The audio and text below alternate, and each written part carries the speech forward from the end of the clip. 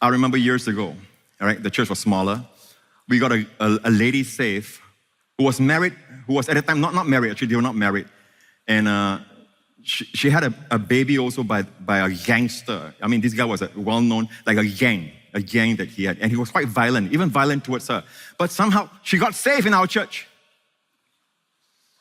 And after she got saved, she didn't want to do the things that they usually do. All right? Because they're not married, unless he wants to marry her. That's what she told him. He got so mad that she didn't want to do the things that she used to do unless he marries her. He got so mad, he says he wants to come to church.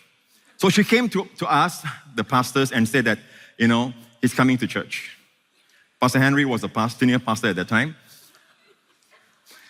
But I told Pastor Henry, he came downstairs. At the time, we met at YWCA. For some reason, I don't know why W. But that was so, God was humbling us. All the macho men. So he came downstairs, he asked for the pastor. I told Pastor Henry, I'll go and meet up with him. Then, as I went to meet up with him, he came upstairs, and I saw him. His hand was like this. He was about to beat somebody up. And that is the time I wish that some of you bodybuilders were there. But I went straight to him, and he says, what are you trying to do? What are you trying to do? Well, that was how violent he was, So I said, let's talk somewhere else, because we are in the midst of a meeting about to start. So I brought him and said, no, what are you trying to do? No, I'm here to ask you, what are you trying to do to my, my girl and all that. So I brought him to a stairwell in YWCA, just me and him. Now, that is more dangerous, actually. Nice confined space. Nowhere for him to run. I mean, yeah. Sorry. Had to say that, you know what I'm saying? Yeah. Okay, nowhere for me to run, okay? I was scared, actually. And I saw his fist was all the time like that. What are you all trying to do? What are you all trying to do? He came close to grabbing me by my collar. And I looked at him. I said, Lord, your wisdom. Lord, your wisdom. And I looked to the Lord. It's one of those times that I was very much into studying on wisdom and all that. I said, Lord, your wisdom. Real fast, look to the Lord.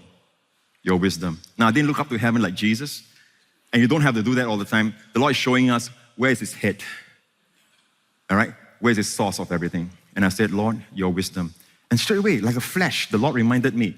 This man standing before me, he reminded me of an actor. My mother used to bring me to watch Hindi movies when I was young. All right? And he looked like an actor, one of the actors in that movie.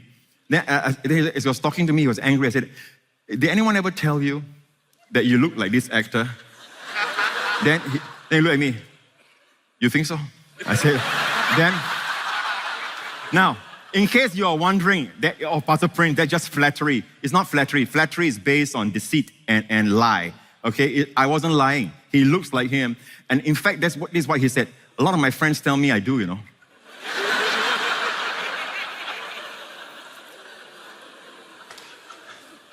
Actually, I didn't come to disturb you all. I'm just angry, because we talked for a while, and guess what? It wasn't then, right? But later on, he kept coming, and he got saved. He got saved. His son is probably in his 30s now, I think, or 20s, right? But from what I know, they're still in church. But that was close. The arm and hand. Thank God for his wisdom. So, but God's wisdom can use Hindi movies. How about that? Why not? But it's not based on man's wisdom. On my own, I wouldn't have thought of that, okay? And you know what? My time is up. I need to let you go. So give glory and praise to Jesus, people.